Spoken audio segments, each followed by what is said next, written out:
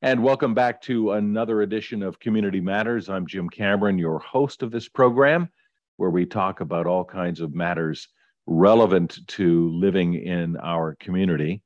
Our guest today on the program is Keith Phaneuf. He is the state budget reporter for the Connecticut Mirror. And in the interest of full disclosure, I will acknowledge that I am also a columnist at the Connecticut Mirror. So Keith is a colleague, although I don't have as many opportunities to interface with him as I would enjoy. Keith, welcome to the program. Oh, thanks for having me. Before we talk about your work in covering the state budget, tell us a little bit about your background in journalism. You were a UConn graduate, I believe, right?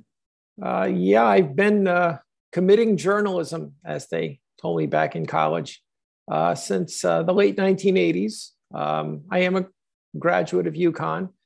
I was lucky enough to actually go back and also teach journalism at UConn in the 1990s and early 2000s. I've spent my entire career in Connecticut. I worked for the New London Day, the Manchester Journal-Inquirer. I've been with the Connecticut Mirror since it launched in 2010. And I've spent most of my career, easily more than 2/3, studying basically state finances, government fiscal policy, and where the dollars go. And for those of our viewers who don't know, tell us a little bit about what the Connecticut Mirror is. The Connecticut Mirror, I'm amazed when I think now that it launched more than 12 years ago. By the end of this calendar year, it'll completed 13 years. We're a nonprofit organization created to fill a void in Connecticut journalism, specifically as more and more news organizations retreat away from covering politics and state policy in particular. That's what the Mirror has tried to step up in. And if you'll forgive my boasting a little bit, we're one of the few news organizations that's actually growing in Connecticut, Jim. You will find that the Mirror now has about, I'd have to stop and think and count, but we have probably about close to 10 reporters. We began with 4. We're the largest news bureau in the state capital, but that's what we do. We focus on the aspects of government that most television, newspapers, radio stations are retreating from. And how many readers do you have at the Mirror? Do you know? I'm embarrassed to say I do not know. I am not that good when it comes to the metrics. I should know, but unfortunately I don't. How did you come to be so interested in the state budget process? I don't know that I came so much to be interested in it as it was forced upon me, but then I found out that I liked it. But when I got to my second newspaper at the Manchester Journal-Inquirer in 1994, I had already spent 1 year covering the capital for the New London Day. But the managing editor of the Journal-Inquirer at the time, he's retired now, but Chris Powell, was very, very interested in state government and in particular in state fiscal policy. And he basically pulled me aside when he gave me the assignment and said, I want you to pull apart the state budget. And if that wasn't encouragement enough, Chris would pepper me constantly with questions about the state pension funds, or how much money was going necessarily for salaries versus benefits, or how much control Connecticut had over its bonded debt.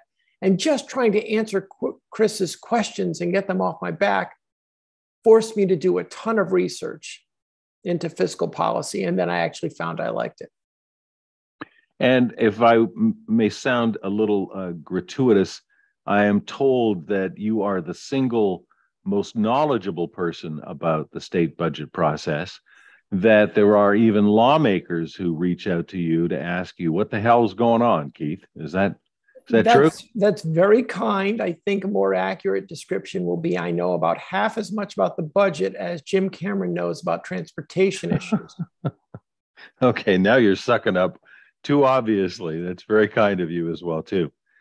So I want to talk a little bit about the state budget, and we are recording this in mid-August of 2022. And if I'm not mistaken, I've always had the impression from the times I've heard you speak, you came and you spoke in Darien at the League of Women Voters several years ago. The constant theme I always heard was, we're running out of money. We don't have enough money.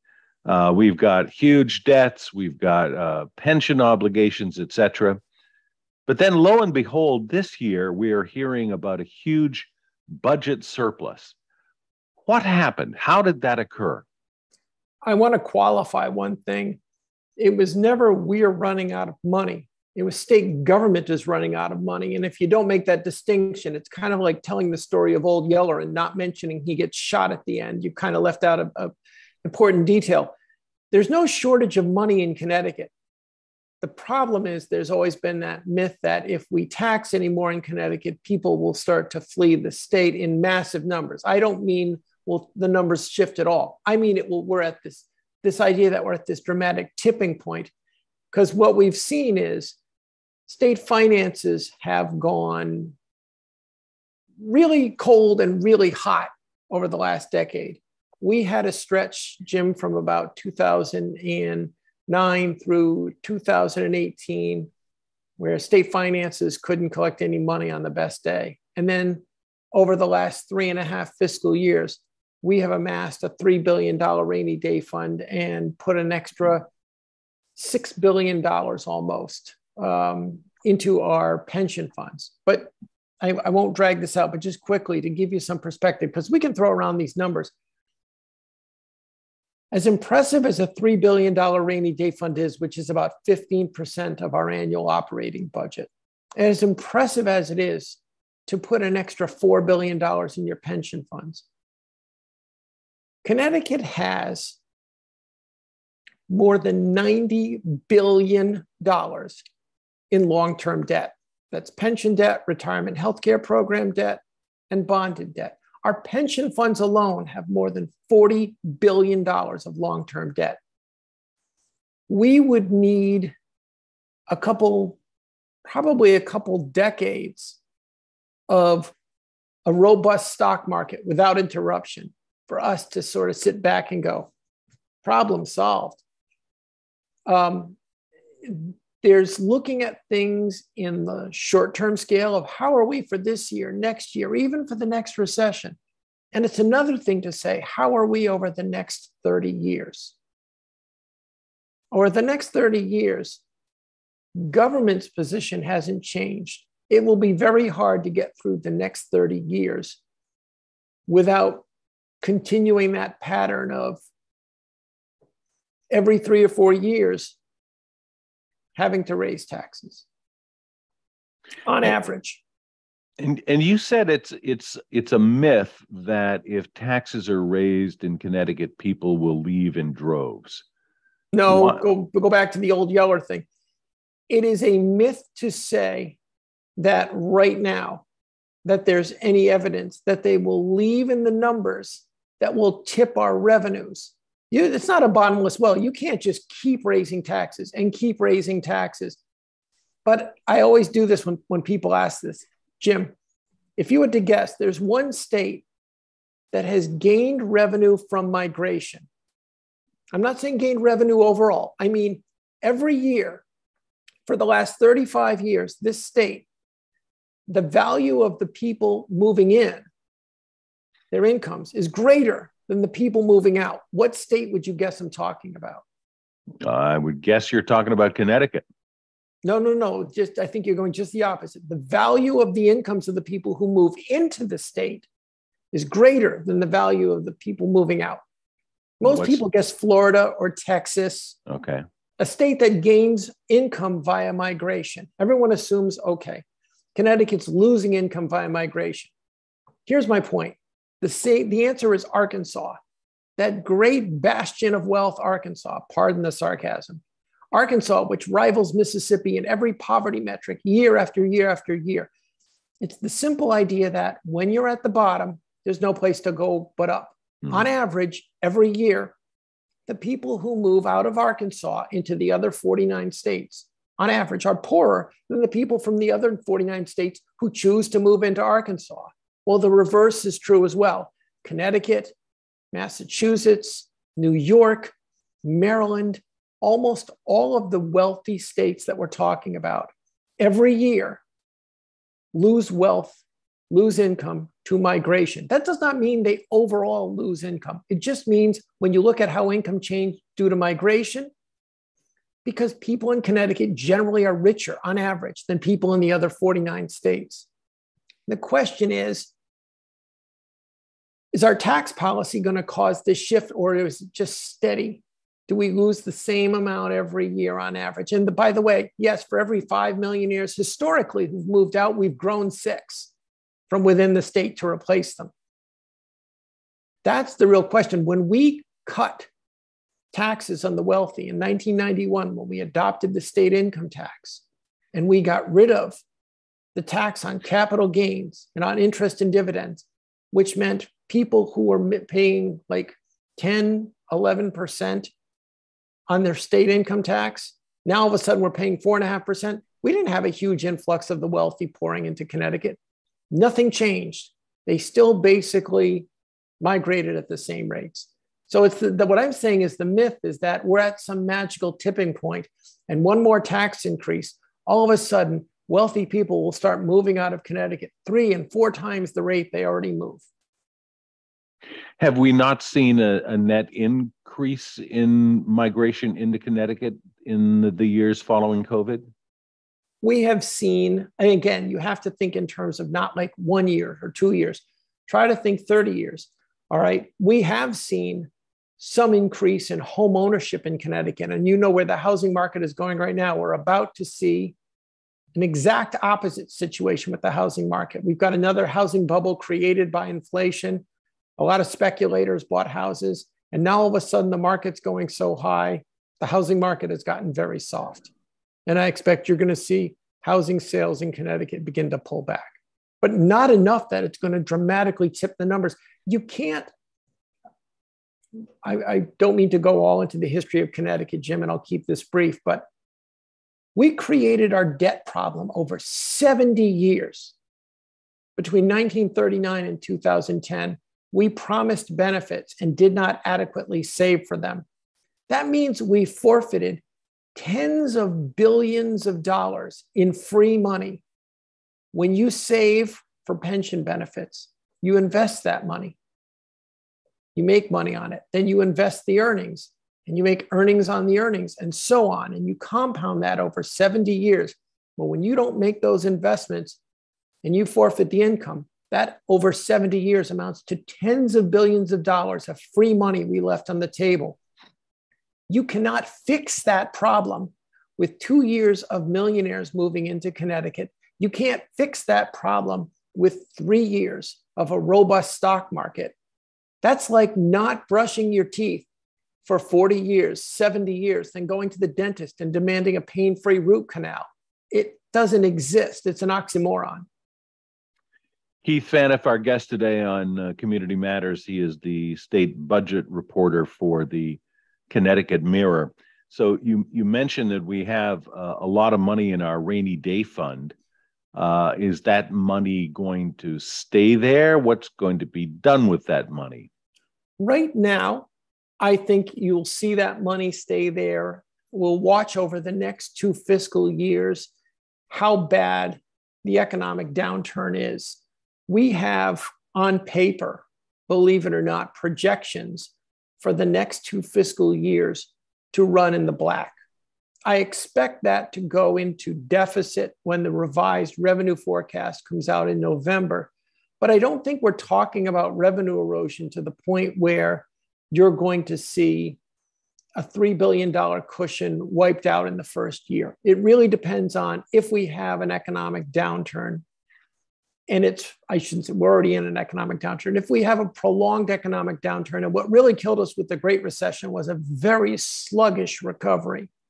If that's what happens, where all of a sudden revenues don't come in for 5, 6 years, they just stay flat, then we will go through that rainy day fund very quickly. And you will again see tax increases, because the downside is when the stock market drops, the value of your pension investments drop.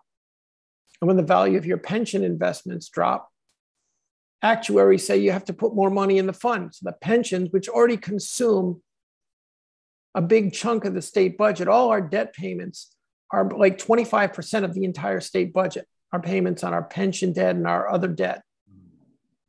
When those go up, you either have to cut programs or raise taxes. And this, of course, is an election year. So what are we seeing the incumbent governor do with some of that money, and what is his opponent, Mr. Stefanowski, proposing? That's an interesting point. The governor thought that he'd put together a pretty good package of tax cuts. We did a relief package that was worth about $660 million. The problem is, relative to the surplus, relative to 9% inflation, Bob Stefanowski and the other Republicans are saying that's really kind of a drop in the bucket. The Democratic counter to that is, yes, but we still have to maintain a cushion, because while people would like more tax relief now, what they really don't want is a tax increase after the election. The other problem, though, that Governor Lamont has had, Jim, is he's had trouble getting the money out the door. We have 3 programs right now, and I can go into them if you want, where we're touting money for residents, and for some reason or another, it's not all winding up in their pockets. What are those programs, and what's the holdup in getting the money out? Sure. Each one has a different problem. There's the child tax rebate. The Democrats, some of the liberal Democrats really wanted to do a new state income tax credit for families, middle-class families with kids. They couldn't get that passed. So instead they said, we'll do a one-time rebate.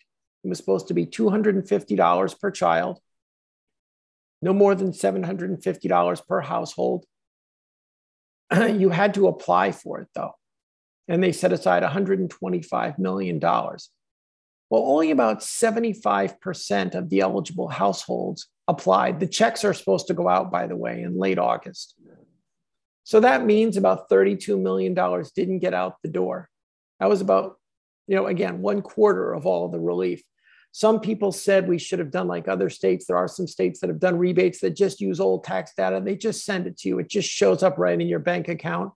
And then, the people who maybe fell through the cracks, they could still apply. But if you make the majority of people not apply, the money goes out faster. So that was one hit they took.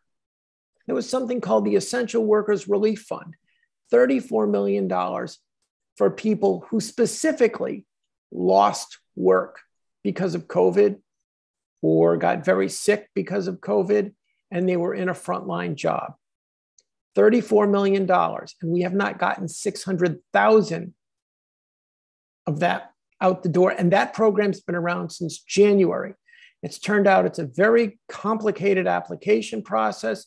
The state is asking people to assemble 2-year-old doctor bills. Basically, I mean, if you're talking about less than 2% of all that money's out the door. And then the last one, it just launched. It's going to seem very similar to the Essential Workers Relief Fund. It's called the Premium Pay Program. This is money, again, for frontline workers. It's in the private sector, but you don't have to show you were sick. It's just like a pandemic bonus, a thank you payment. When the legislative session ended, Democrats were thumping their chests saying, you can apply for a $1,000 payment. Here's the problem with that. They only put $30 million in the program. $30 million, $1,000 payment means 30,000 people, 30,000 grocery store workers, 30,000 nursing home workers, hospital workers. It's for the private sector, so it could be teachers at a private school. Well, the program's only been going for 10 days. Can apply through October 1st. They've already had 91,000 people request applications. They only have money for 30,000 people. And it's only 10 days old, 91,000. And to try to make the money stretch, Governor Lamont and the legislature did a couple things. One, they said, well, we'll just prorate the grants. So if you have 5 times the number of people, You'll cut the grants by 1/5 and you won't get $1,000. You'll get $200. The other thing that they did was they left out some essential workers according to the Centers for Disease Control, the Category 1C workers. So if you worked at a gas station, you're not essential. If you worked at a soup kitchen feeding the poor, you're not essential. And as those details have come out, it's been a little bit of a black eye for the program. So they've had this summer 3 programs designed to get money to the public. One, they got the best they could get was 3/4 of the money. One, they basically can't get any money out the door. And the only one that people have shown massive interest in, they didn't set enough money aside for it. Is the state deliberately making it hard for people to apply for these programs? I don't believe myself. I mean, I'm kind of tossing my opinion out here. I want to be careful. I haven't seen any evidence that there was any type of an effort to try to make it difficult. I think, excuse me, I think what happens is as legislation gets thrown together at the last minute, and sometimes that is what happens. It's not always done in a comprehensive way. I'll just give you a quick example, Jim. Massachusetts has a premium pay program. They didn't mess around with it. They said, look, we're just going to use old tax data. You don't have to apply for anything. The money's going to show up in your bank account. If you didn't get it, then apply, but otherwise we'll take care of it. Massachusetts has gotten 800,000 checks out the door since March. 800,000. Okay, they budgeted $500 million for the program. Connecticut had a proposal from the legislature's labor committee to set aside $750 million. Now, they were never going to get that much. But instead, the legislature and the Lamont administration couldn't agree on a number. And then at the last minute, legislative leaders in the governor's office, I think, basically said, well, it looks bad. We're not doing anything. But all the money's committed. Okay, let's put $30 million here. Well, if you're only going to put $30 million and you're going to tell people you can apply for 1,000, I'm sorry, you're trying to spread too little butter over too much bread. There's just not enough to support a $1,000 grant.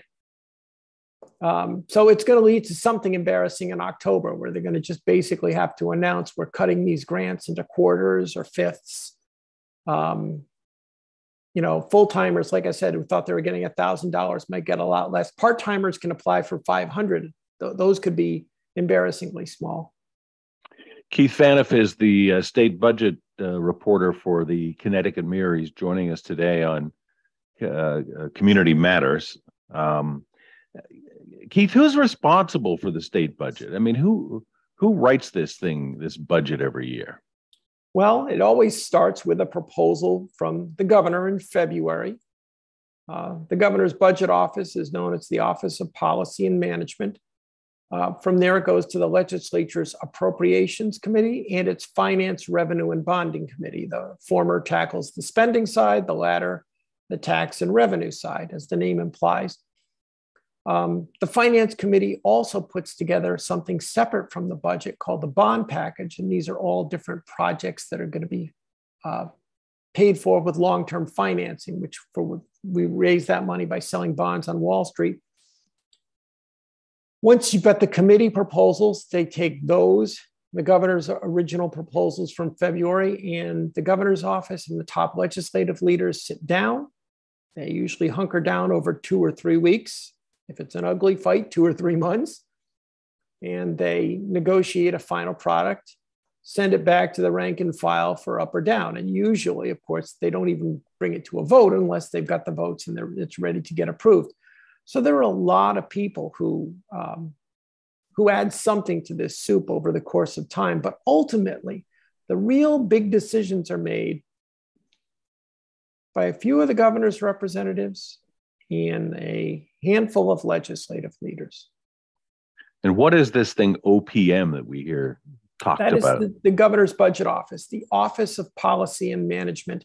It's also, by the way, I don't want to make it sound like all they do is budget. It's the state's chief policy planning agency. It's the state's chief labor relations agency. If you hear about contracts being negotiated with state employee unions, It's OPM that does that as well.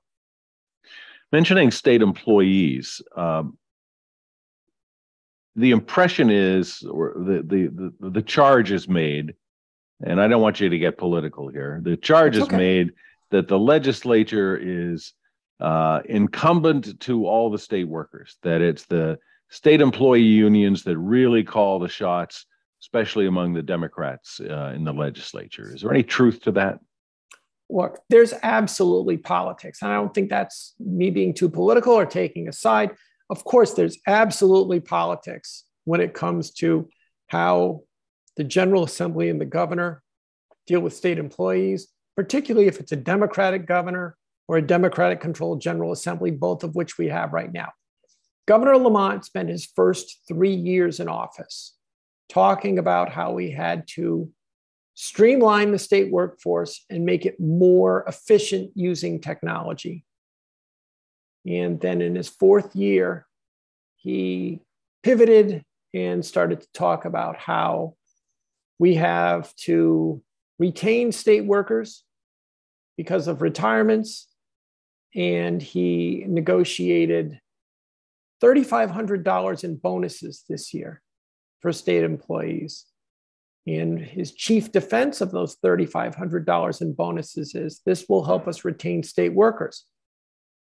We did have a surge in retirements, Jim, in the first 6 months of this year. We normally get about 2,000 to 2,500 retirements every year. We got about 4,500 between January and June 30th.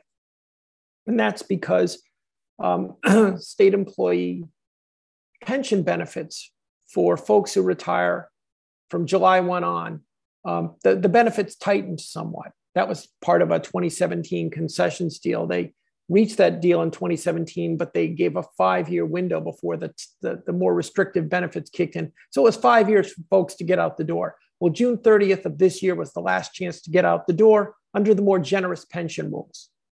So we had a surge.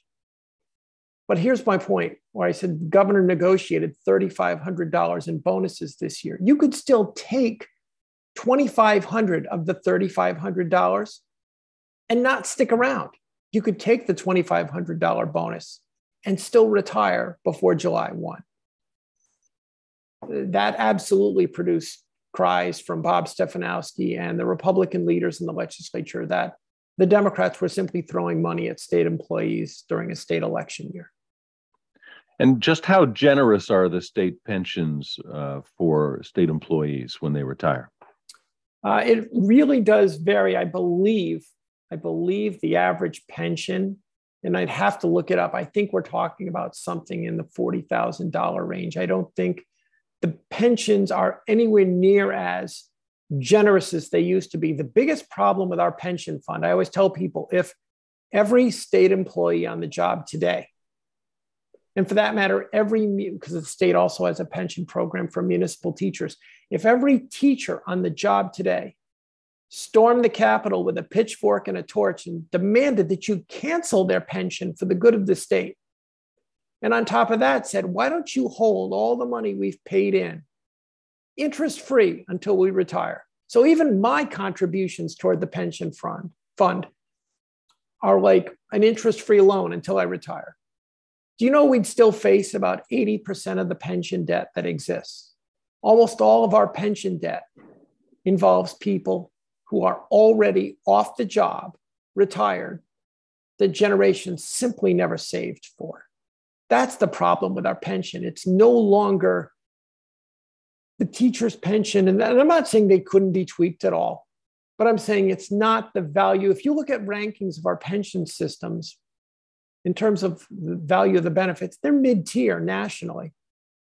The problem is when they were originally crafted, they were crafted with the assumption that the taxpayers would only pay a portion of those pensions and the employee would pay a portion, but that a third element would come into play. We'd take the employer's contributions. When you hire someone, hopefully you're setting aside money their entire career, you're investing it. The employee is also kicking in money the entire career and investing it. So then you get that third pot of money, the investments. Well, if the employer doesn't set aside money the entire time John Doe's on the job and 30 years later he retires, that investment component isn't there. And we did that for generations. That's what I said earlier when I said we forfeited tens of billions of dollars in free money. Our parents and grandparents basically did not save for the pension benefits they promised. They just said, our kids will make up that money plus the interest. This is the proverbial kicking the can down the road. And it's funny, everyone calls it kicking the can down the road. I like to substitute one. I call it rolling a snowball because a can doesn't get any bigger when you kick it down the road. But the more you roll a snowball down a hill, it just gets larger and larger and larger. And that's the pension dynamic. Again, do I think people will continue to try to tighten pension benefits? Yes. But it's not going to, believe it or not, have a big effect. And this is not an argument for or against it. I'm simply saying it will not largely change the burden we face. I don't mean to be ghoulish, but not much is going to change until a generation and a half of state retirees passes on. The damage fiscally has already been done. And yet, with these increased retirements this year, and even before that, there has been a considerable brain drain among state employees. And there are a lot of openings in a number of departments, the Department of Transportation among them, I'm a little familiar with. But, the governor wanted to see efficiencies, but do we have enough state employees to do the work that needs to be done on behalf of taxpayers? Honestly, there's a lot of evidences that we do not. I hate to bring everything back to the pensions, Jim, but I'm going to. I'd like you to try to think of our pension debt as putting a magnet next to a ship's compass. And it's just going to slowly but steadily and inevitably pull you off course. You don't save enough for the pensions. All of a sudden, each year, you have to put more money in your budget to make up for the investment earnings that you never achieved by not saving. The more money you have to spend in your budget on debt payments, the more you have to either raise taxes or cut programs. And nobody in politics wants to raise taxes. So what you try to do is you try to cut programs and you try to take money without people noticing.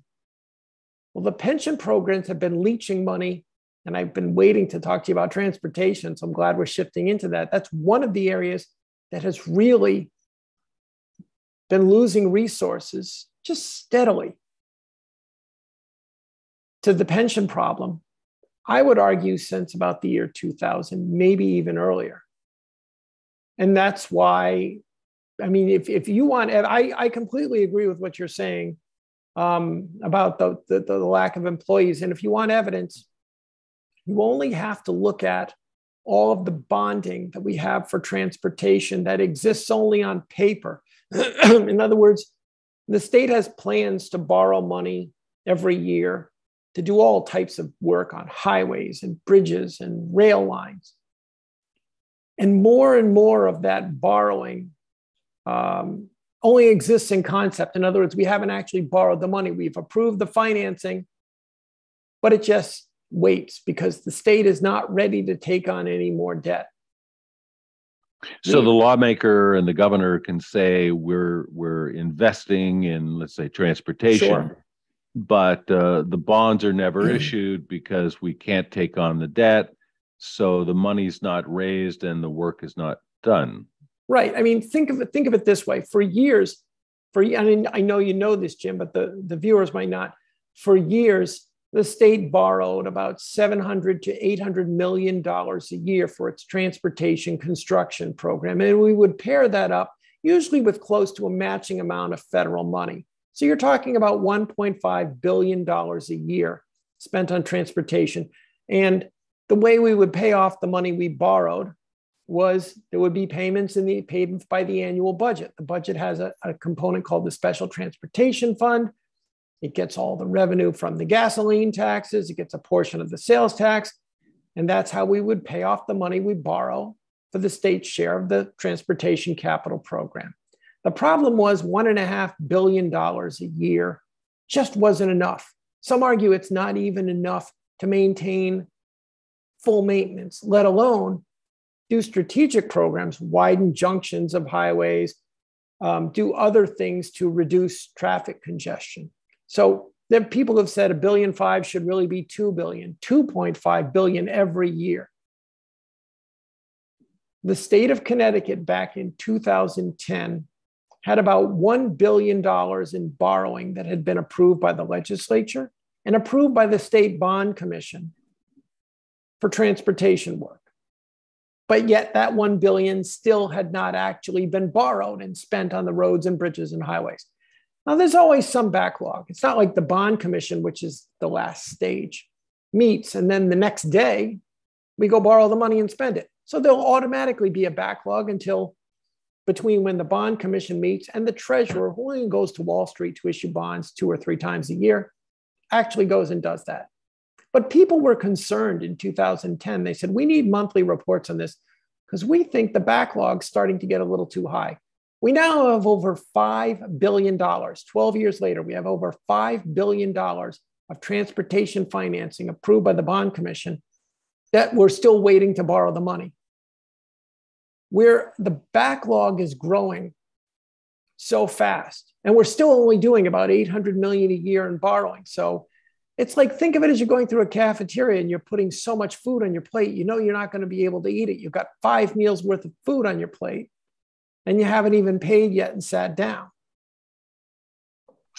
Keith Phaneuf, our guest today on Community Matters. He's the state budget reporter for the Connecticut Mirror. We're going to have to wrap up. We could go on and on.